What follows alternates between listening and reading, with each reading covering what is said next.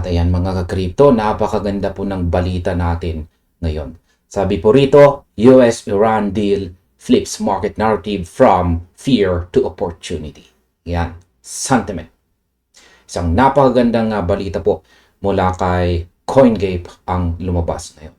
Kung napansin po ninyo ang biglang paggising at pagbuhay ng mga cryptocurrency prices, hindi ito isang tsamba lamang. Isa pong napakalaking geopolitical shift ang naganap na nagpabago sa takbo ng kwento. Ang ulat po mula sa mga on-chain analytics platform ay nagpapakita na ang kasunduan sa pagitan po ng United States at Iran ay opisyal ng nagbaliktad sa emosyon ng market. Mula po sa matinding takot o fear patungo sa malaking oportunidad or opportunity sa loob lamang ng isang gabi. At sa laban na ito, ang crypto ang lumalabas na isa sa mga pinakamalaking nagwagi. Nito pong mga nakaraang buwan, ang buong community at ang mga traders sa labas ay binalot po ng matinding kaba dahil sa mga usapin ng supply shocks, walang katapusang inflation at saka geopolitical instability sa Middle East. Ngunit ang lahat ng takot na iyan ay biglang napalitan ng pag-asa. Dahil po sa bagong peace deal na ito, magbubukas na po muli ang mga pangunahing trade routes, lalamig ang tensyon at inaasahang babalik na sa normal ang takbo ng global economy. Ang direksyon po ng pera ay nagbago at ang kapital na dating nakatago dahil po sa takot ay mabilis na lumalabas ngayon para pumasok sa mga panganib, ngunit may mataas na balik na assets tulad po ni na Bitcoin, Ethereum at saka XRP. At ayan, bago po tayo magpatuloy ay silipin po muna natin ang ating trading chart dito. Yan, itong si XRP, nakikita po natin na siya na po ay naglalaro ngayon sa presyong 1.2313. At kitang-kita po natin na nagawa niya pong lagpasan yung ating major resistance dito na 1.2234. Yan, nabasag po niya, tumagos po siya at umabot pa siya sa pinakamataas na presyo na umaabot po sa 1.29 kahapon. Yan, yun nga lang at nag-close po siya dito sa 1.23. At ngayon bumubuo po siya ng isang bumubuo po siya ng bearish candlestick at sa tingin ko ay para siya ay magkaroon ng retest. Susubukan po niya kung ang nabasag na resistance na ito ay magsisilbing matibay na support. Kasi kung pag nagsilbing matibay na support yan, tuloy pa rin ang pag-angat ni XRP. Kaya ayan, susubukan po muna niya ito kung isa nga ba itong magandang launching pad. Kaya ayan ang kalagayan ng XRP. Dito naman po tayo kay Bitcoin. Yan, dahil po sa balita natin yan, may peace deal na po, ay umangat na rin. Tuloy-tuloy na rin ang pag-angat ni Bitcoin. Yan, si Bitcoin ay nakalampas na rin sa kanyang 65,594.59 na major resistance dito. At ayan, kitang-kita natin na malakas pa rin ang kanyang malakas pa rin yung kanyang nabubuong bullish momentum dito kasi nag-blue na po yung ating QQE bar dito. Yan, at medyo nag-curve na yung ating Hallstone indicator dito. Pero ito nangangailangan pa rin ng sapat na confirmation para makita natin kung may sapat na volume ang mga bulls na itulak paangat o ipagpatuloy ang pag-angat ni Bitcoin hanggang umabot siya dito sa 71,629.99 na ating sunod na major resistance. Kaya yan, maganda po ang kalagayan ng crypto market kasi kung umaangat po itong si Bitcoin, nagagawa po niyang hatakin ang buong crypto market na umangat na rin.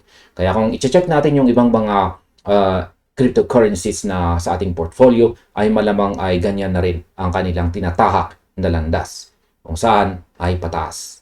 Ayan, balikan na po natin ang ating balita dito at pag-usapan po natin ang tungkol sa pagbagsak ng langis at ang pag-ikot ng kapital. Ayan, ayon po sa pagsusuri ng isang sikat na market analyst, habang ang presyo ng langis o crude oil ay nakaranas ng matinding pagbaba, ang crypto naman ang naging pangunahing benepisyaryo. Ang kapital ay mabilis na nag-rotate o lumipat pabalik kay Bitcoin, Ethereum, XRP at iba pang mga kilalang altcoins. Ang pangyayaring ito ay nag-ugat po sa isang napakabilis na kaganapan nitong nakaraang weekend. Formal po na inannounce ni President Trump nitong linggo na ang kasunduan o deal sa pagitan po ng US at Iran ay tapos na at plansado na. Kasabay nito, binigyan na ng otorisasyon ang toll fee na pagbubukas ng Strait of Hormuz at ang tuluyang pag-alis ng US naval blockade. Ang formal na kasunduan o signing ceremony ay gagawin naman ngayong darating na Biyernes sa June 19 sa bansang Switzerland. Ayan, a formal signing ceremony is set for Friday, June 19 in Switzerland. Dahil dito ang mga market ay nag-react ng sabay-sabay. Si Bitcoin ay mabilis po na umakyat sa itaas ng $66,600 nitong Lunes ng umaga. Iyan ay pag-angat ng humigit kumulang 3.5% kumpara sa mga nakaraang araw. At ang kahangahangang 11% na pagbawi o recovery mula po sa naging mababang presyo nito noong unang bahagi ng June na malapit naman po sa presyong $59,375. Hindi lang si Bitcoin ang sumayaw sa magandang balitang ito. Ang Ethereum ay umakyat din patungong 1,774. Yan, sa XRP naman ay nagdagdag ng 8.7%. Si Solana ay sumipa ng 7.4%. At ang kabuang capitalization ng crypto market ay matatag na nanalagi sa itaas ng $2.35 trillion. Kaya sa kabilang banda, ang langis ay bumaliktad ang direksyon kung saan ang WTI crude ay bumagsak po sa $84.88 na may bawas na 3.2% sa loob lamang ng isang araw. Ayan, dito naman po papasok ang aking opinion tungkol dito. Ang paggalaw na ito ng market ay isa pong napakagandang halimbawa at kung paano po gumagana ang tiwala ng mga investors. Isipin po ninyo ang isang barado na gripo. Sa loob ng maraming buwan, ang geopolitical tension sa Strait of Hormuz ay nagsilbing bara sa daloy ng kapital. Ang mga malalaking institution at mga individual ay natatakot pong maglabas ng pera dahil sa banta ng digmaan at mataas na presyo ng langis na nagpapalala sa inflation. Noong sandaling in-announce na aalisin na ang blockade at magkakaroon po ng kasunduan, para bang tinanggal ang bara sa gripo. Ang perang nakaimbak sa langis at sa mga safe haven assets ay biglang dumaloy patungo sa mga high growth assets tulad ng crypto. Ngayon ay gusto kong bigyan ang sinabi ng analyst na ang rally na ito ay dala ng expectations o inaasahan ng mga tao sa hinaharap. Higit sa lahat, higit po sa kasalukuyang takbo ng ekonomiya. Sa mundo ng finance, palaging nauuna po ang reaksyon ng market bago pa man mangyari ang aktwal na pagbabago sa totoong buhay. Kung ang kasunduang ito sa Switzerland ay magiging matagumpay at tuluyang bababa ang pressure ng inflation, ang nakikita nating pag-angat ng mga presyo ngayon ay maaaring hindi lang isang panandaliang relief rally.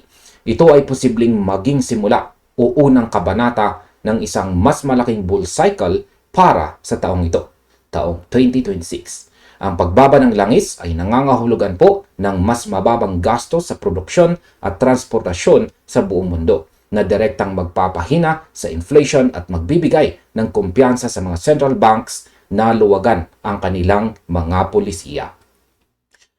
Gayunpaman, bilang isang trader, kailangan din nating tingnan ang kabilang panig ng coin. Bagamat masaya po ang nakararami sa pagtalon ng presyo, ang pangkalahatang reaksyon ng ilang sektor ay nananatiling maingat o guarded. Mayroong data na nagpapakita na mahigit $4.8 billion ang lumabas o nag-exit mula sa mga US Bitcoin ETF products simula pa noong buwan ng May. Bukod dito, marami pa ring traders ang nag-aalangan dahil sa mga nakaraang karanasan kung saan ang mga ceasefire o kasunduan sa Middle East ay bigla na lang bumagsak o hindi po natupad. Kaya naman habang sinasakyan natin ang agos ng panibagong pag-asa, mahalagang tandaan na ang market ay sensitibo pa rin sa mga susunod na detalye na lalabas mula sa Switzerland ngayong Biyernes. Ayan, pag-usapan naman po natin ang palihim na pagbili ng mga crypto whales. Ayan. Sa gitna ng malalaking pagbabagong ito sa macroeconomy, may mga individual na mabilis na kumikilos para samantalahin ang sitwasyon. Ayon po sa on-chain trackers tulad ng Look On-Chain, yan, meron pong isang crypto wallet na may malakas na koneksyon sa co-founder ng BitMEX na si Arthur Hayes. At siya po ay namataang bumili ng 3,000 Ethereum, yan, or ETH, na nagkakahalaga po yan ng humigit kumulang $5.42 million. Ang malaking pagbili na ito ay pumukaw sa pansin ng marami dahil labis itong naiiba sa mga naging galaw at pahayag ng kilalang personalidad nitong mga nakaraang linggo. Kung babalikan po natin ang mga nagdaang ulat, ang pinuno ng Maelstrom, yan, Maelstrom ay agresibo pong nagbabawas ng kanyang mga risky position sa market. Sa kanyang sanaysay na pinamagatang reality test na nailathala nitong June 8, ipinaalam po niya sa publiko na binenta niya ang kanyang mga hawak na Hyperliquid, Near Protocol at saka WorldCoin, pati na rin ang pag-exit sa Zcash. Ipinaliwanag po niya noon na ang kanyang hakbang ay isang uri ng macro de-risking o pag-iwas po sa malawakang panganib sa ekonomiya at hindi dahil nawalan siya ng tiwala sa mga project na ito. Sa kabila ng pagbebenta ng mga altcoins na iyon, pinananatili niya ang kanyang Bitcoin at Ethereum bilang kanyang mga pangunahing hawak o core holdings. At ngayon matapos po ang announcement ng US-Iran deal, nakita natin ang mabilis na pagbabalik ng kanyang wallet sa pagbili ng Ethereum. Ayan. Ngayon sa aking opinion, ang naging galaw ng wallet na iniuugnay kay Arthur Hayes ay isang napakalinaw na indikasyon kung paano po nag-iisip ang mga tinatawag nating smart money sa market. Noong unang bahagi ng June, noong ang tensyon ay mataas at ang kawalan ng katiyakan ay naghahari, pinili niyang magbawas ng mga speculative coins para protektahan ang kanyang kapital. Ito ang proteksyon laban sa posibleng pagbagsak. Ngunit pansinin po natin ang bilis ng pagbabago. Sa sandaling lumabas ang balita ng kasunduan sa kapayapaan at ang pagbubukas ng trade routes, agad po na pumasok ang mahigit $5.42 million para dagdagan ang kanyang Ethereum holdings. Ito ay nagpapakita na ang mga malalaking investors ay hindi po natutulog. Naghihintay lamang po sila ng tamang hudyat. Ang Ethereum bilang ikalawang pinakamalaking cryptocurrency ay madalas na itinuturing na blue chip asset sa crypto space. Ang pagpili na mag-ipon ng ETH sa halip na bumalik sa mga mas maliit na altcoins ay nagpapakita po ng isang kalkuladong panganib. Isang hakbang na sumasabay sa kumpiyansa ng market ngunit may sapat na proteksyon dahil sa tibay ng network ng Ethereum. Kaya para sa akin, ang aksyon na ito ay nagpapatunay na ang malalaking players ay naniniwala na ang malalang bahagi ng geopolitical risk para sa taong ito ay maaring nasa likod na natin at ang kasalukuyang presyo ay isang magandang paniwala, isa pong magandang panimula para sa susunod na pag-akyat. Gayon din, dapat nating isaalang-alang ang $4.8 billion na lumabas sa mga Bitcoin ETF. Ang perang ito na umalis noong May ay maaaring ang parehong kapital na naghihintay sa gilid at sa oras na makita ng mga institutional investors na stable na ang takbo ng politika at ekonomiya pagkatapos ng pirmahan sa Switzerland, ang perang ito ay posibleng bumalik ng mas mabilis at mas malaki. Ang pagbawas po ng risk ng mga assets noong nakarang linggo ay isang paghahanda lamang at ang kasalukuyang re-entry ay ang hudyat na ang kumpiyansa ay unti-unti nang bumabalik sa normal. At ayan, sa kabuuan, ang kasunduan po sa pagitan ng United States at Iran ay napatunayang isang napakalakas na catalyst na nagpabago sa direksyon ng global market. Ang takot na nagpababa sa presyo ng crypto nitong mga nakarang linggo ay mabilis na napalitan ng optimism. Ang pagbubukas po ng Strait of Hormuz ay hindi lamang magpapababa sa presyo ng langis at pressure ng inflation, kundi magbibigay din ng kalayaan sa kapital na dumaloy pabalik sa mga digital assets.